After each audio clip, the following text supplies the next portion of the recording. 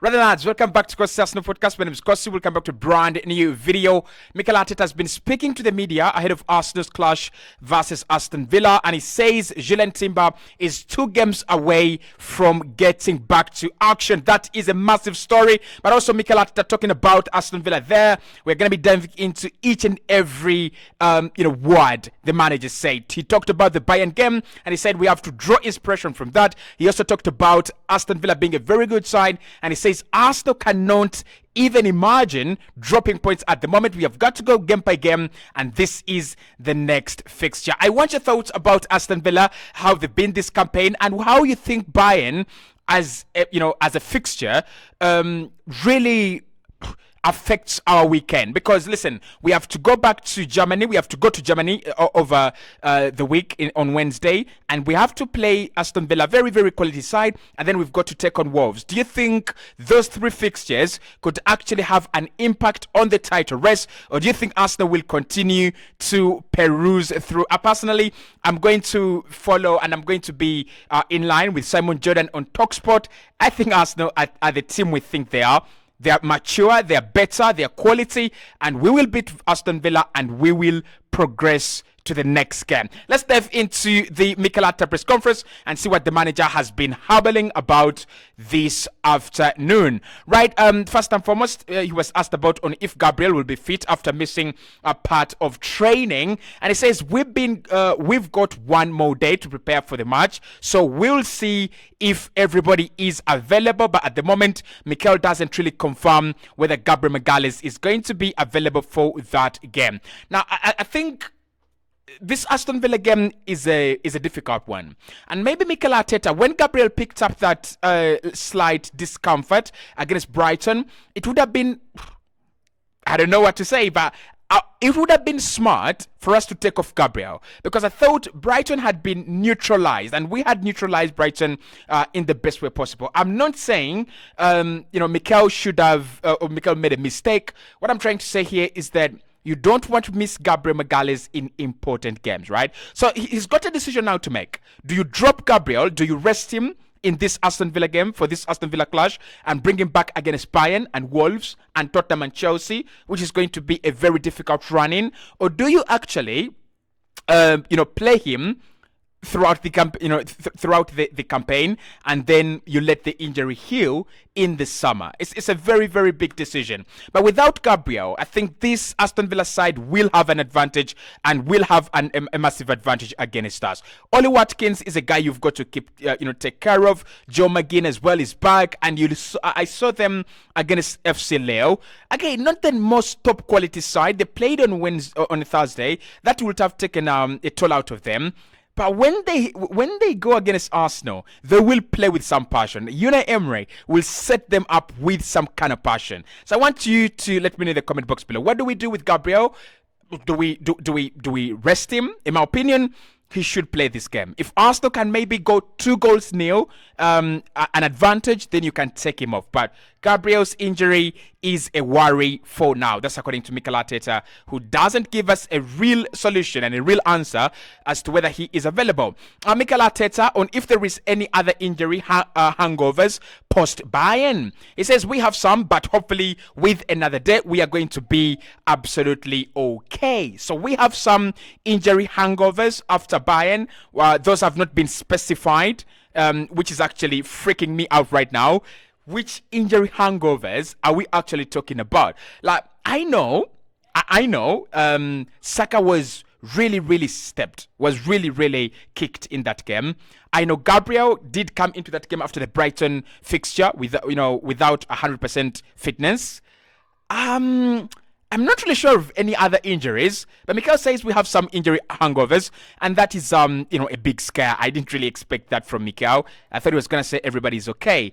On Mikel Arteta, on what he is taking from the Bayern game, it says reflection is done, Bayern is gone. Now it is Aston Villa. We are only focusing on Aston Villa at the moment, obviously game by game. On if Bukayo Saka has calmed down after Tuesday night, Mikel says yes, he looked fine this morning. He had 48 hours to think about it, and it is done. Was it a penalty?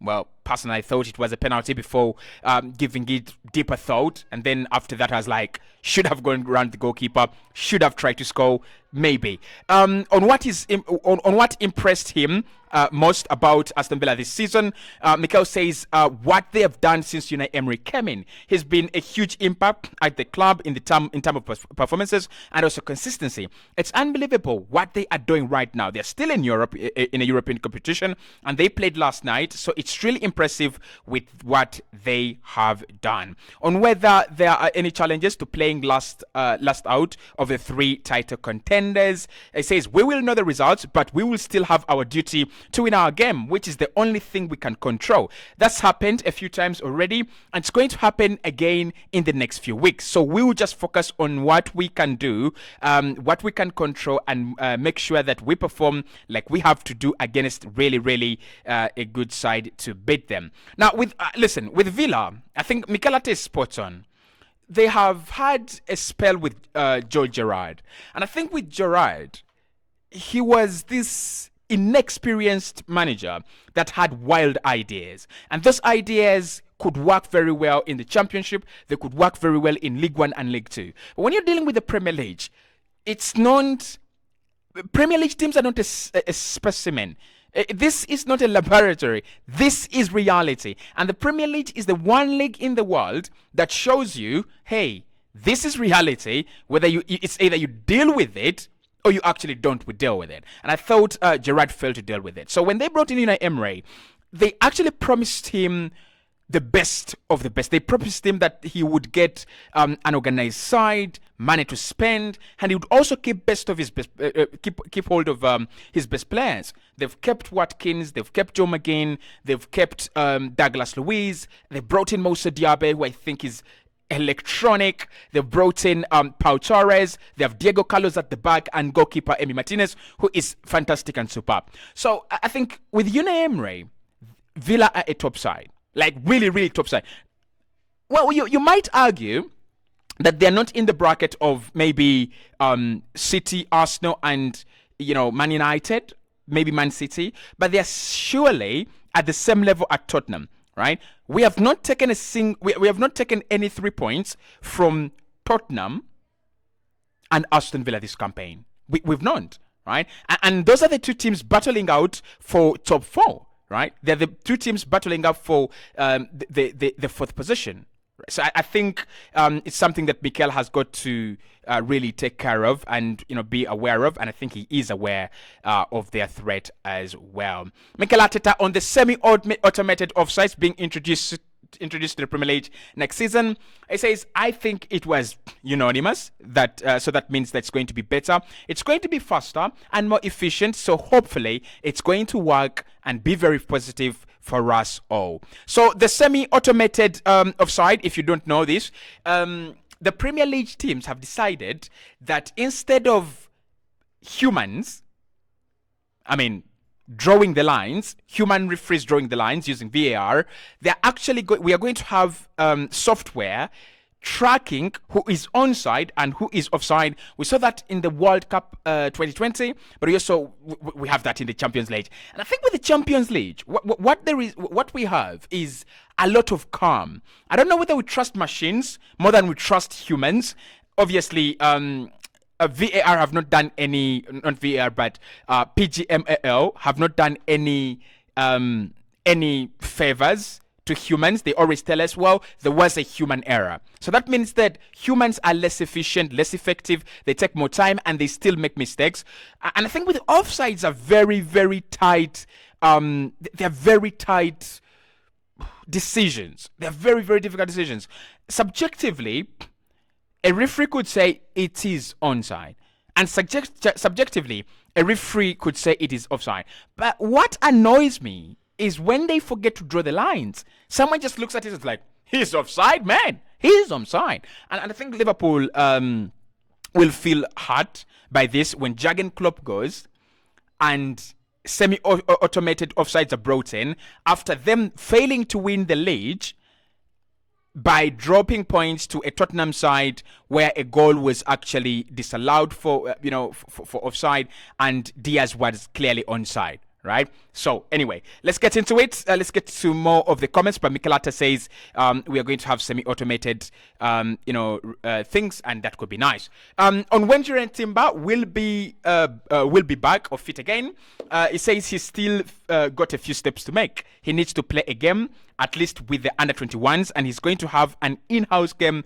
soon as well. He's done everything in training. Now it's getting that much fitness and having people around him to start competing in a full match, which is different to training. On what he'll be bringing to the team when he's back, he says hopefully a lot. Everything we've seen in training in the first, we've seen training, and in the first time he was fit. I think he's going to be a big impact on the team. On how pleased he is with our momentum, he says it's really, really good. We want to carry on. It's the beautiful thing and part of the football and the season coming up right now. It's very, very busy schedule. We are going to have a really, really tough game against Villa, who are really a good side, and we're going to have to really, really be good to actually beat them. So with Julian Timber, it is still rumored that Mikel sees him as one of the players who will finish the season. So I won't be surprised. Man United, Everton, Bournemouth. Any of those 3 games, I won't be surprised to see him feature. And then, if Arsenal dare qualify for the semi-finals of the UEFA Champions League, where you have a Real Madrid side. Now, again, I think that would be a lot of intensity. Did I say Real Madrid? Like, okay, Madrid or Man City. If we ever play Madrid, I would love to see Julian Timber, because he's got the ability to deal with runners, but also players with high quality skill, right? Vinicius, Rodrigo, Jude Bellingham. So I would love to see him in the semi-finals of the Champions League, but we've got to deal with the quarterfinals first. Okay, Mikel Arteta on what the lead means, and it changing 18 times on top of the table. It says I didn't know that. Hopefully it stays as it is in the remaining 6 weeks. It's a beautiful number. I like 8 a lot. It's a number. It's my number, so let's keep it at 18. Okay. On how the players are dealing with the pressure, it says I think it's just motivation. I think they've lived it already, and they're super excited about what we are doing and the way the team is performing.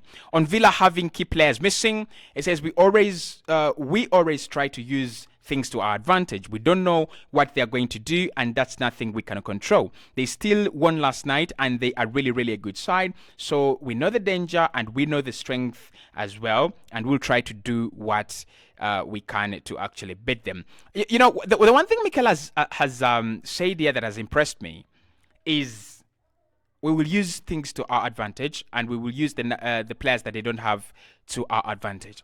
Because when I was analyzing the Aston Villa game yesterday, they conceded 2 goals in the second half to Leo.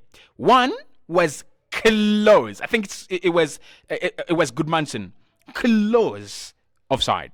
And then the other, it stood. So that means that Villa could have scored 2 goals, one at half time and one at the beginning of the second half. And then they could have lost that lead by at home. So that tells you that if they are playing Lille on a Thursday and they have a 2-1 lead that they're taking to France, and Lille have been really, really in form, there might be we might have a scenario, right? We might have a scenario where Lille Metropole is on the minds of Aston Villa.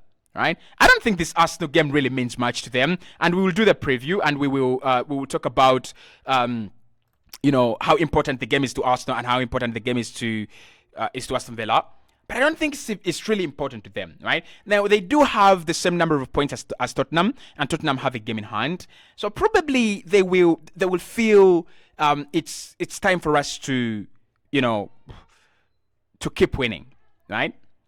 But when you look at the team that is chasing them, that's Man United. Man United are 11 points behind Villa. Of course, Villa have a game in hand. So let's say Man United are 8 points, behind Villa. So that means that Villa can afford to lose a game as long as they make sure that they collect more points that Man United can collect during the back of the season.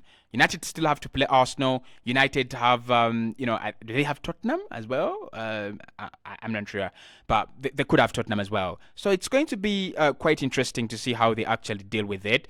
But we'll see. We'll see.